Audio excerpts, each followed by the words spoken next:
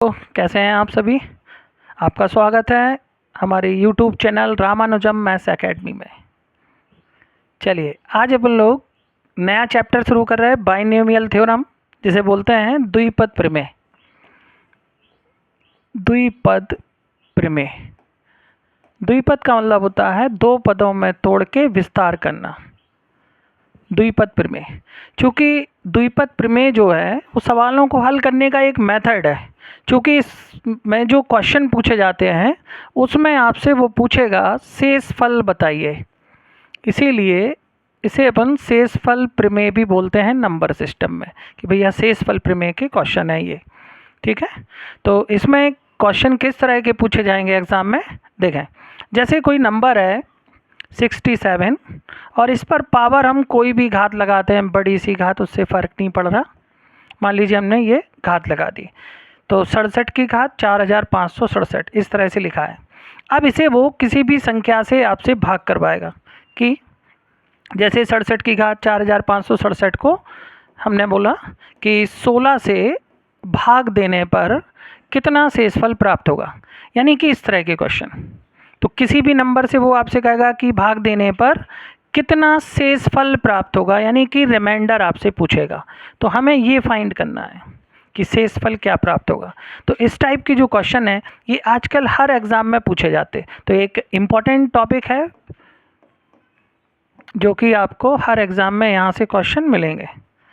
देखिए इसमें जो टाइप बनते हैं वो लगभग 8 टाइप के क्वेश्चन हैं, जो हम आपको यहाँ पे सारे टाइप सिखाएंगे। तो फर्स्ट टाइप, पहला टाइप, 8 टाइप के क्वेश्चन बनना है ये। तो ये पहला टाइप देखिए, किताबों में आप देखेंगे तो ज़्यादातर आपको 2 या 3 ही टाइप के क्वेश्चन मिल पाएंगे इसमें, लेकिन यहाँ पे हम आपको सारे 8 टाइप बताएंगे, जो कि एसएससी मेंस, सीजीएल में आपको क्वेश्चन मिलेंगे, यहाँ से रेलवे में मिलेंगे, टीईटी में तो हर साल यहाँ से एक क्वेश्चन ज़रूर पूछा जाता है। यानी कि ऑल पर्पस, यानी कि हर एग्ज़ाम के हिसाब से ये टॉपिक बहुत इंपॉर्टेंट है। तो देखो इसमें क्वेश्चन किस तरह से पूछा जाएगा। टाइप फर्स्ट में, टाइप फर्स्ट में हम केवल 5 से ही भाग देंगे, 5 से भाग। तो 5 से भाग देने पर क्या शेषफल प्राप्त होगा, 5 से। तो टाइप फर्स्ट में केवल 5 से ही भाग देंगे। अब 5 से ही भाग क्यों दे रहे हैं हम, इसका भी एक रीज़न है, कारण है। देखें क्या है। जैसे कोई नंबर है, मान लीजिए ये नंबर लिखा हुआ है। अब हमने आपसे कहा इसमें जब हम 5 से भाग दें तो शेषफल कितना मिलेगा, तो आप केवल इकाई का अंक देखकर बता देंगे, जबकि पूरी संख्या में आप भाग नहीं करेंगे। तो आप केवल इकाई का अंक देखेंगे और बता देंगे कि भैया 5 से अगर हम इस नंबर को भाग करें तो जो शेष है वो कितना आएगा, 4 आएगा। केवल आपने इकाई अंक देखा और बता दिया कि शेष 5 आएगा, शेष 4 आएगा, यानी 5 से भाग देने पर, यानी कि इकाई पर जो अंक होता है वही शेष होता है। जैसे मान लीजिए 96 है, हमने आपसे कहा इसमें 5 से भाग दें तो शेष कितना आएगा, तो आप देखेंगे इकाई पर क्या है, तो इकाई पर 6 है। जब हम 5 से भाग देंगे तो 5 के ऊपर कितना है, 1 है, यानी कि जो शेष है वो 1 आएगा। जैसे 5 की जो डिविजिबिलिटी है, भाजकता है, कि इकाई पर 0 या 5 हो तो वो संख्या 5 से कट जाती है, यानी कि शेष 0 आएगा। तो जब हमने मान लीजिए आपसे ये संख्या दी 977, इसमें हमने कहा 5 से भाग देने पर क्या शेष आएगा, तो आप इसका इकाई अंक देखेंगे। तो 7 में जब हम 5 का भाग देंगे तो जो शेष बचेगा वो कितना बचेगा, 2 बचेगा, 5 से जितना ज़्यादा है। और अगर कोई संख्या 5 से कम है तो शेष वही रहेगा। तो 5 से भाग देने पर क्या शेष प्राप्त होगा, यानी रिमाइंडर क्या होगा, तो इसे निकालने के लिए आपको क्या निकालना है, इकाई अंक, और जो इकाई अंक होगा वही शेष बनेगा।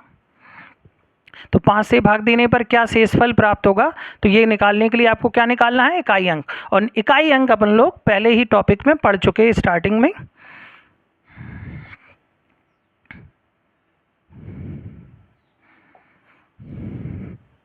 चलिए तो इसमें देखें क्वेश्चन किस तरह से पूछे जाएंगे।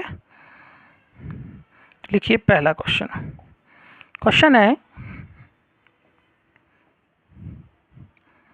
67 और इस पर पावर है 427।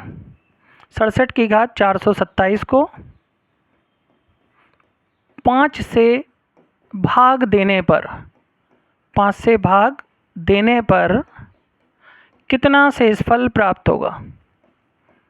कितना शेषफल प्राप्त होगा? इस तरह से क्वेश्चन आपसे पूछा जाएगा। ये है क्वेश्चन है 67 की घात 427 को 5 से भाग देने पर कितना शेषफल प्राप्त होगा। अब आपको मालूम है यार 5 से भाग देना है, कितना शेषफल प्राप्त होगा, तो हमें इसका इकाई अंक निकालना है। इकाई अंक पहले ही क्लास में अपन लोग पढ़ चुके थे, तो एक बार फिर से देख लें जिन लोगों ने इकाई अंक नहीं देखा है अभी। तो जैसे 4 की जो डिविजिबिलिटी होती है, यानी कि 4 की जो भाजकता है, तो घात में आखिरी के 2 अंक में 4 का भाग देते हैं।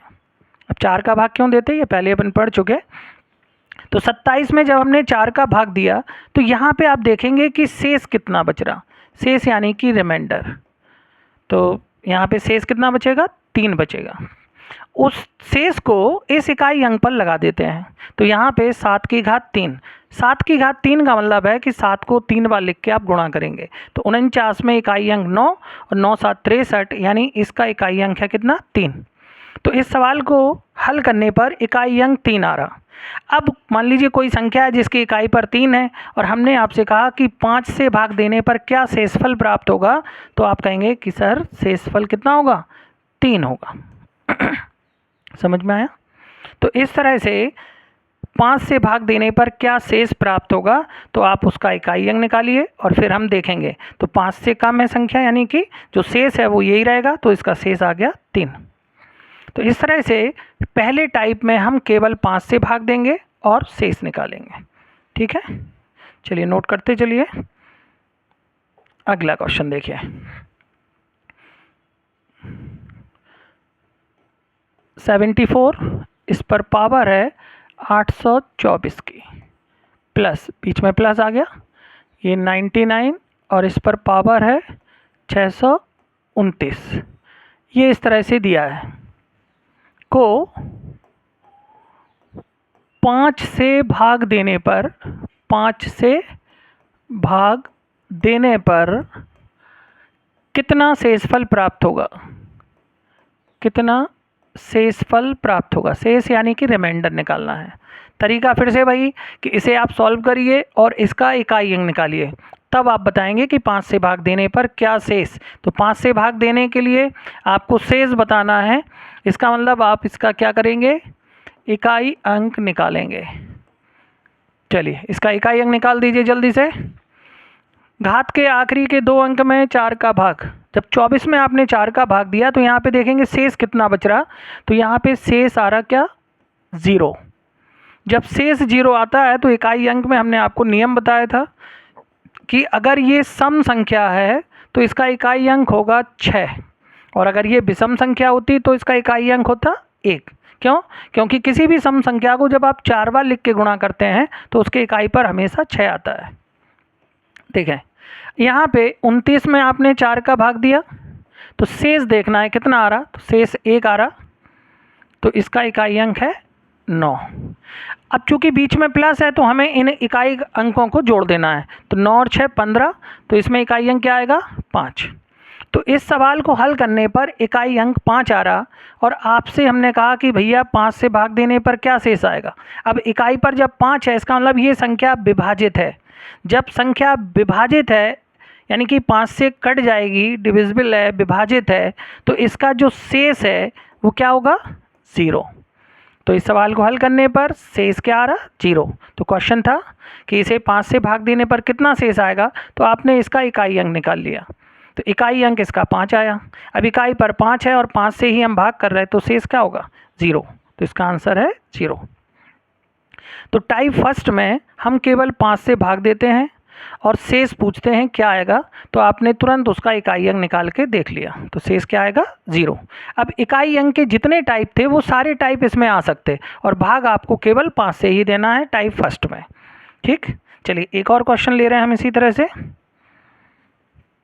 देखें अगला क्वेश्चन, क्योंकि इकाई अंक हमने बताया था कि ये आपको जोड़ में, घटाने में, गुणा में, तीनों में लग जाता है। तो देखें गुणा में हम किस तरह से इसे लगाते हैं। जैसे 29 की घात 442, फिर इंटू 66 की घात 720 और 33 की घात 925, ये है सवाल।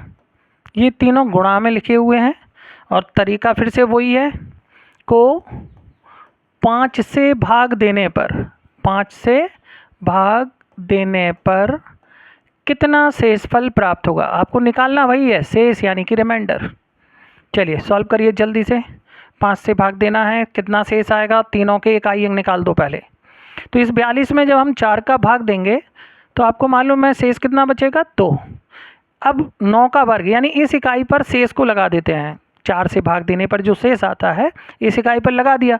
अब 9 का वर्ग 81 यानी इकाई पर 1 आएगा। यहाँ तो कुछ करनी नहीं है, इकाई पर क्या है, 6 है। तो हमने आपको 4 अंक बताए थे, 0, 1, 5, 6। ये अगर अंक इकाई पर आ जाए तो उसका इकाई अंक वही होता है, तो यहाँ पे इकाई अंक इसका 6 ही रहेगा। यहाँ पे देखें 25 में 4 का भाग दे रहे हैं तो भैया शेष क्या आएगा, 1। तो इसका इकाई अंक 3 ही रहेगा। तो इसका इकाई अंक 6 है और इसका इकाई अंक 3 है। तो 6 × 3 = 18, तो इसका इकाई अंक क्या आ गया, 8। अब इसके इकाई पर 8 है, हम 5 से भाग दे रहे हैं, शेष क्या आएगा आपको मालूम है, शेष आएगा 5 से जितना ज़्यादा है, तो शेष यहाँ पे कितना आएगा, 3। तो इसका आंसर हुआ 3। तो टाइप फर्स्ट में 5 से ही भाग देंगे और 5 से भाग देने पर क्या शेष आएगा, तो आपने तुरंत निकाल दिया उसका इकाई अंक। तो इकाई अंक देखेंगे आप, तो इसका शेष कितना आ रहा, 3। ये था टाइप फर्स्ट। अब आते हैं टाइप 2 पर, दूसरा टाइप। ठीक है, चलिए अगला नेक्स्ट जो है दूसरा टाइप। ये ढेर सारे टाइप हैं इसमें जो एग्ज़ामों में पूछे जाते हैं। देखें अगला जो टाइप है, जैसे अभी हम 5 से भाग दे रहे थे, तो इस दूसरे टाइप में हम केवल 10 से भाग देंगे। ये भी बहुत आसान है कि भैया 10 से भाग देने पर क्या शेष आएगा। तो 10 से भाग देने पर क्या शेष आएगा, जैसे कोई संख्या लिखी है मान लीजिए ये, और हमने आपसे कहा 10 से भाग दें क्या शेष आएगा, तो आप देखेंगे कि इसके इकाई पर क्या है, तो इसके इकाई पर जो भी अंक होगा शेष वही होगा। यानी 10 का भाग 96 में अगर हम दें तो जो शेष है वो क्या होगा, 6 होगा। और ये भी आप देख के ही बता देंगे, बस इकाई अंक देखना है। तो 10 से भाग देने पर शेष क्या मिल रहा, तो ये भी निर्भर करता है किस पर, इकाई अंक पर। तो ये जो दो टाइप हैं आगे के, फर्स्ट और सेकंड टाइप, ये इकाई अंक से ही सॉल्व होते हैं और इसमें हम भाग देते हैं 5 से और 10 से। ठीक है, देखें क्वेश्चन किस टाइप से आएगा। पैटर्न तो वही है जो अभी 5 के लिए था, वही 10 के लिए है, केवल आपको इकाई अंक निकालना है। तो एक क्वेश्चन इसका भी लिख लीजिए। देखें क्वेश्चन क्या है, 33 की घात 729 माइनस 22 की घात 629, ये है मान लीजिए इस तरह से सवाल अपना। तो ये 33 की घात 729 माइनस 22 की घात 629 को, क्वेश्चन वैसे ही पूछेंगे, को 10 से भाग देने पर, 10 से भाग देने पर कितना शेषफल प्राप्त होगा, आपसे पूछेगा वही शेष कि कितना शेष प्राप्त होगा। ठीक है, तो इसका इकाई अंक निकाल दीजिए। अब इकाई अंक पहले पढ़ चुके हैं अपन, इसीलिए तो 29 में आपने 4 का भाग दिया, आपने देखा कि भैया शेष कितना आ रहा, तो यहाँ पे शेष कितना आ रहा, 1 माइनस, फिर आपने इसमें 29 में 4 का भाग दिया तो यहाँ पे भी शेष कितना आ रहा, 1 आ रहा। तो इसका इकाई अंक तो 3 है, माइनस है बीच में, और इसका इकाई अंक 2 है। तो 3 में से जब हम 2 घटाएंगे तो क्या आएगा, 1। तो इस सवाल को हल करने पर इसका इकाई अंक 1 आ रहा। अब किसी भी संख्या में इकाई पर 1 है और हम इसमें 10 का भाग दे रहे हैं, तो भैया शेष क्या आएगा, शेष वही आएगा जो इकाई पर है, तो शेष क्या आएगा, 1। समझ में आया। तो जब हम 10 से भाग दें और आपसे पूछें कि क्या शेष आएगा, तो आप उसका क्या निकाल देंगे, इकाई अंक। और इकाई अंक पहले अपन लोग पढ़ चुके, ये पहले ही फर्स्ट चैप्टर था इकाई अंक जब हमने आपको सिखाया था। ठीक है, चलिए एक और क्वेश्चन लिखिए। देखें 22 की घात 111, फिर 33 की घात 222, ये क्वेश्चन आ चुका अभी एग्ज़ाम में, और ये 44 की घात 333 और यहाँ पे 55 की घात 444 और ये बीच में गुणा का साइन है यानी कि इंटू है। और इसमें भी आपसे वही पूछा जा रहा को 10 से भाग देने पर कितना शेषफल प्राप्त होगा। 10 से भाग देने पर कितना शेषफल यानी रिमाइंडर आपसे पूछा जा रहा कितना होगा, निकाल दीजिए। तरीका फिर से वही कि भैया इसमें इकाई अंक निकालना है इन सब के। देखें कोशिश किया करो पहले आप लोग। जैसे 11 में हमने 4 का भाग दिया तो आपको देखना है शेष कितना आ रहा। तो शेष यहाँ पे कितना आएगा 3, 2 की घात 3 यानी कि 8। तो इन सब के इकाई अंक आप इस तरीके से निकालते जाएंगे। तो यहाँ पे इकाई अंक 8 आ रहा। इसका इकाई अंक देखेंगे तो 22 में आपने फिर 4 का भाग दिया तो यहाँ पे शेष कितना बचेगा 2।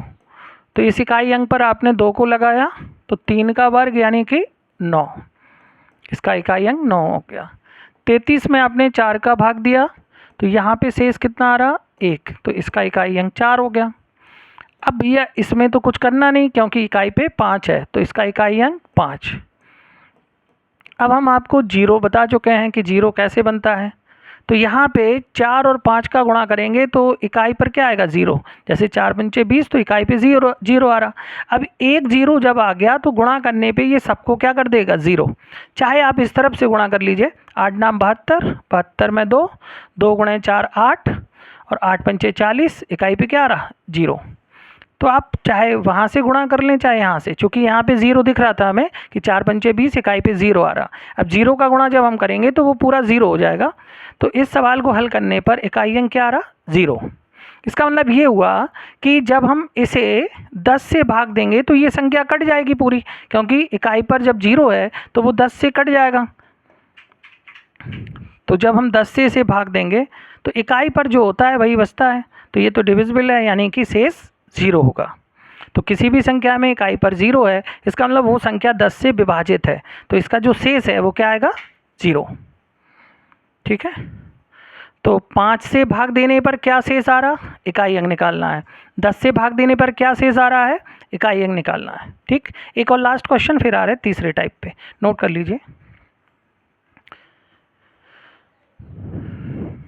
चलिए अगला क्वेश्चन बहुत आसान है, बस गणित आपको प्रैक्टिस मांगती है कि जितनी आप प्रैक्टिस करेंगे गणित आपकी उतनी अच्छी रहेगी। कोई भी चीज़ हो प्रैक्टिस से ही परफेक्ट बनते हैं। लिखिए अगला क्वेश्चन है, एक लास्ट क्वेश्चन, फिर टाइप 3 पर पहुंचेंगे अपन लोग। देखें जैसे 66 पर घात हमने लिखी 777 की, फिर यहाँ पे माइनस ले लिया हमने और ये 200, ये मान लीजिए 29 है, 29 की घात 145 ले लिया हमने यहाँ पे। ठीक है, क्योंकि माइनस है बीच में। सवाल वही है को 10 से भाग देना है और आपको बताना है कि शेष कितना प्राप्त होगा। लगा दीजिए, लास्ट क्वेश्चन है इस टाइप का। तो ये दोनों टाइप इकाई अंक से सॉल्व होते हैं। तो सबसे पहले तरीका वही है, इसमें तो देखो इकाई पर 6 है तो कुछ करना ही नहीं है, तो इसका इकाई अंक 6 और इसके इकाई पर क्या है 9। तो यहाँ पे आप शेष देखेंगे कितना आ रहा, 4 का भाग 45 में दिया, शेष 1 आएगा। इसका मतलब इसका इकाई अंक 9 ही रहेगा। अब ये माइनस वाला इसीलिए हमने एक क्वेश्चन दिया कि ऐसा ना करें आप कि 9 में से 6 को घटा दें तो इसका 3 आ जाए, तो ऐसा नहीं करना है। जैसे ये संख्या तो बड़ी संख्या है, तो मान लीजिए ये 996 लिखा है और हमने आपसे कहा भैया इसमें से 19 घटाओ, तो ऐसा थोड़ी ना है कि आप 9 में से इसे घटा दोगे, तो ये घटेगा तो ऊपर से ही। तो 6 का मतलब यहाँ पे एक हासिल लेंगे, जब आप कैरी लेंगे तो ये 16 बनेगा। ये क्या हो जाएगा 16। अब 16 में से जब आप 9 घटाएंगे तो 7 आएगा। तो यहाँ पे ये जो है ये 6 में से 9 नहीं घट रहा, इसका मतलब एक हासिल जब आप यहाँ पे लेंगे तो ये 16 बनेगा।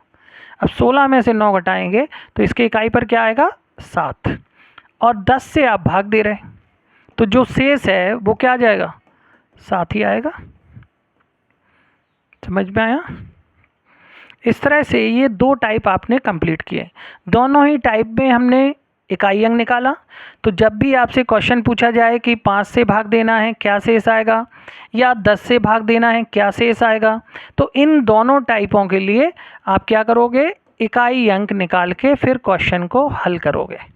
ठीक, तो ये थे 2 टाइप अपने। अब आते हैं टाइप 3 पर। ठीक है, तो ये इकाई अंक से दोनों टाइप आपके सॉल्व हुए। अब बाकी के जो टाइप हैं, टाइप 3, 4, 5, 6, 7, ये सारे जितने भी टाइप हैं ये अब आपके हल होंगे द्विपद प्रमेय से। तो एक बार पहले आप द्विपद प्रमेय को देख लीजिए क्या है, क्योंकि ये बहुत मोस्ट है।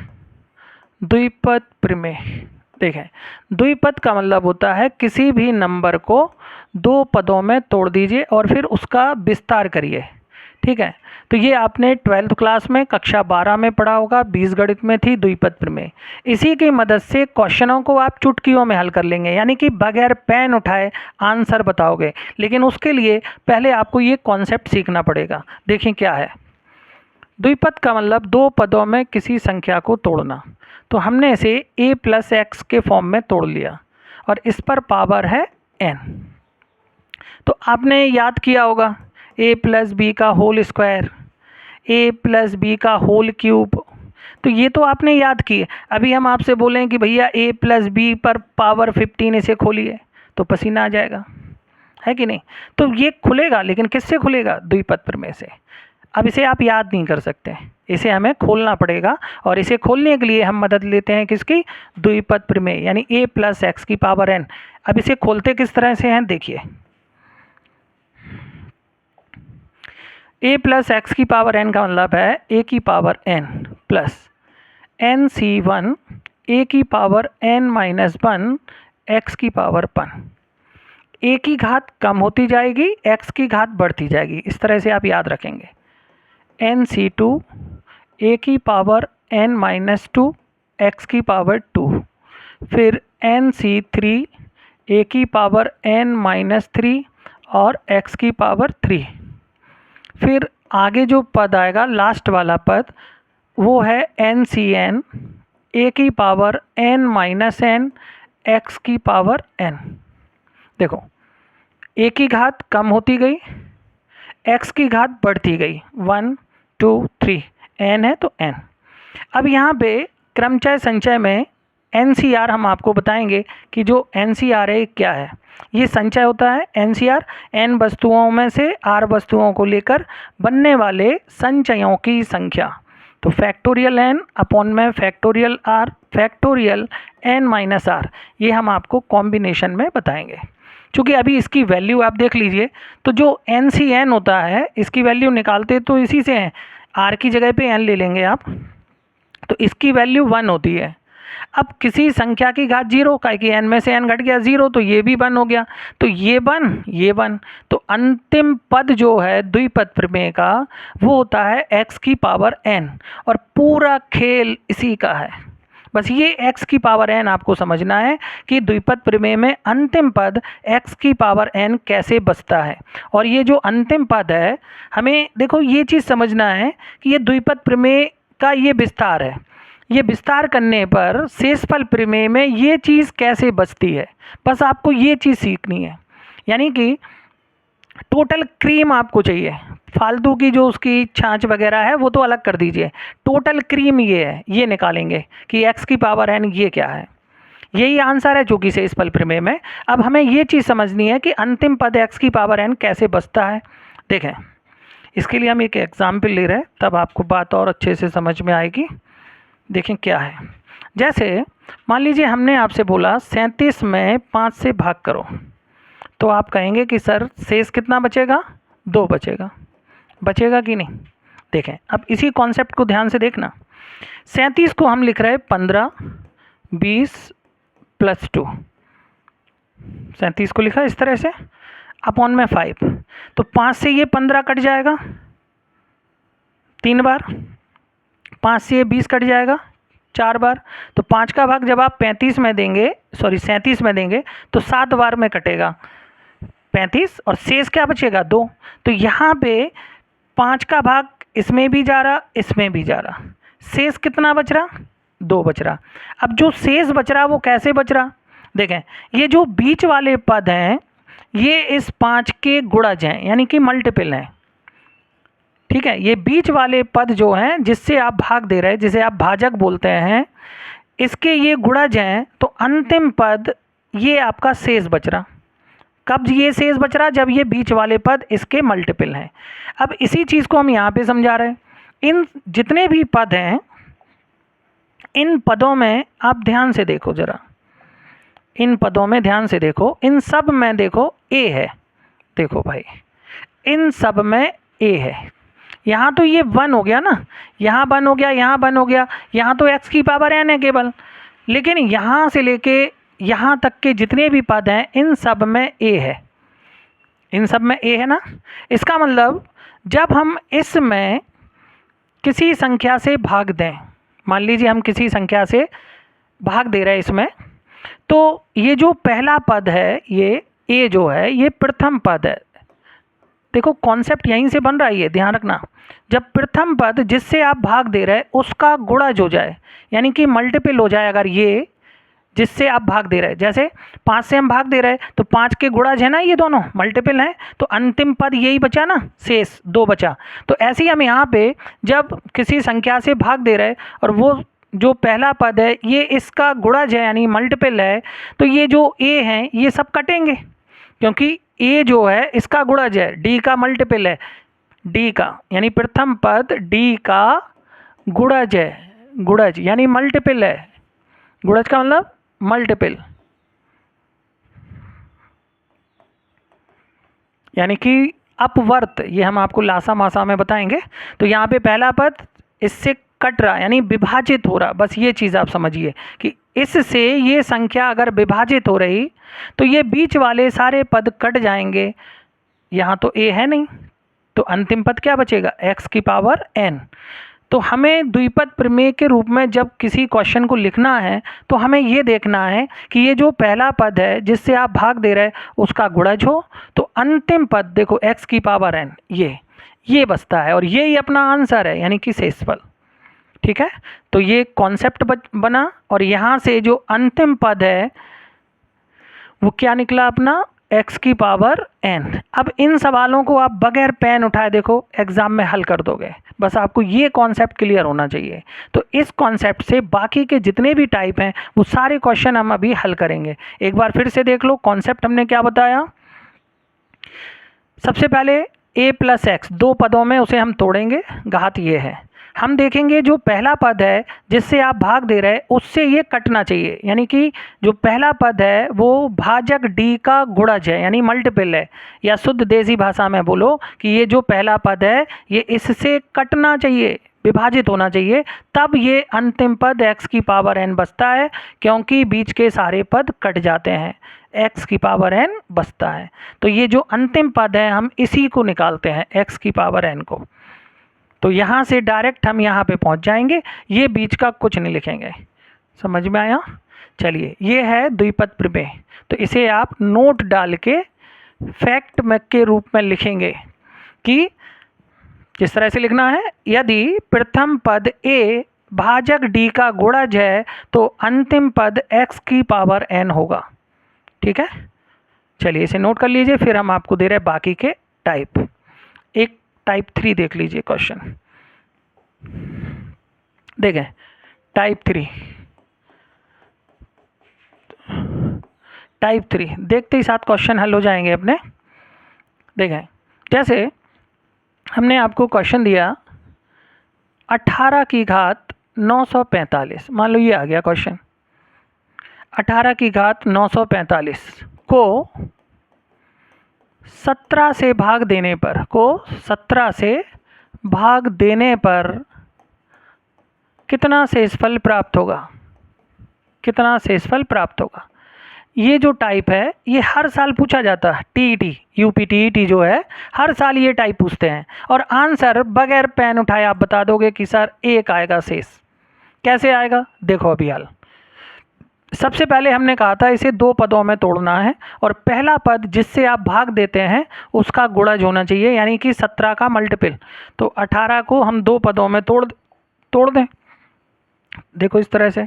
तो ये 17 धन 1, 18 को इस तरह से तोड़ दिया, और इस पर घात है 945 की। अब आप भाग किससे दे रहे हैं? 17 से। कॉन्सेप्ट वही कि पहला पद जिससे आप भाग दे रहे थे उसका गुणज हो, तो 17 से ये 17 कैंसिल हो रहा, यानी कि पहला पद भाजक डी का गुणज है।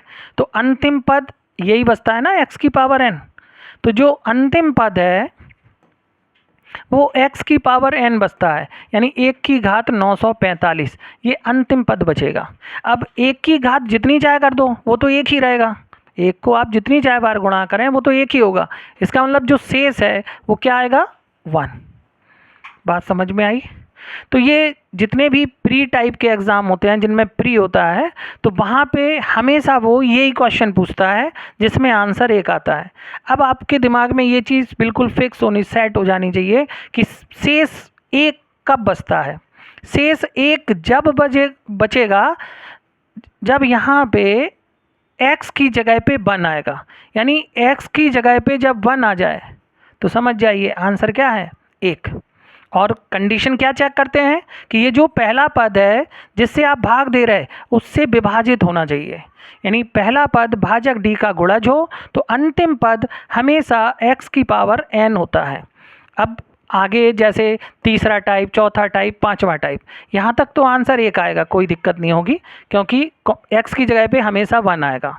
जब हम आपको छठवां और सातवां टाइप बताएंगे तो वहाँ पे x की जगह पे 1 नहीं आएगा, तो x की जगह पे जो भी आएगा उसे आगे हम हल करते जाएंगे और आंसर अपना निकल आएगा, आगे हल फिर इसे करेंगे। तो अभी हमें केवल ये 3 टाइप देखना है जिसमें आंसर 1 आएगा। ठीक है, अगला देखिए नेक्स्ट क्वेश्चन, एक और टाइप 3 में जैसे हमने आपको दिया क्वेश्चन है 14 की घात 745 को 13 से भाग देने पर कितना शेषफल प्राप्त होगा। अब आप तुरंत बता देंगे बगैर पेन उठाए कि सर आंसर 1 आएगा। क्यों आएगा? अब आपके लिए कॉन्सेप्ट बिल्कुल क्लियर है। पहला पद जिससे आप भाग देते हैं उसका गुणज होना चाहिए, तुरंत आपने पहला पद भाजक डी का गुणज बना लिया। अंतिम पद x की जगह पे 1 आ गया। अब अंतिम पद x की पावर n यानी कि ये हो गया। तो यहाँ पे जब अंतिम पद 1 की पावर आ जाए तो 1 का गुणा जितनी चाहे बार करो तो वो तो भैया 1 ही होता है, तो इसका आंसर क्या होगा, 1। तो ये टाइप 3 आप सीख गए जिसमें आंसर 1 आता है। ठीक है, तो आज के लिए इतना ही काफ़ी है। तो आज हमने आपके 3 टाइप क्लियर किए, जिसमें पहले 2 टाइप में हमने इकाई अंक आपको निकालना बताया और तीसरे टाइप में हमने द्विपद प्रमेय से आपको बताया कि भाग देने पर कितना शेष आएगा। तो यहाँ पे आपने पहले पद को यानी a को जिसका भाग देते हैं, जिससे भाग देते हैं उसका गुणज बनाया। जब x की जगह पे 1 आ जाए तो ऐसे सवालों का आंसर 1 होता है। तो आज के लिए इतना ही काफ़ी है, 3 टाइप हो गए। तो कल हम आपका चौथा टाइप यहाँ से लेंगे, लेकिन आपके लिए क्या करना है, जो अभी हमने द्विपद प्रमेय का कॉन्सेप्ट बताया उसे आप पढ़ के आइए कि a प्लस एक्स की पावर n में ये जो बीच में a आता है ये कैसे कैंसिल होता है और अंतिम पद x की पावर n बचता है। ठीक है, तो ये आप एक बार घर पे दोबारा से देख लीजिए, फिर इसके आगे कल शुरू करते हैं अपन। चलिए, थैंक यू।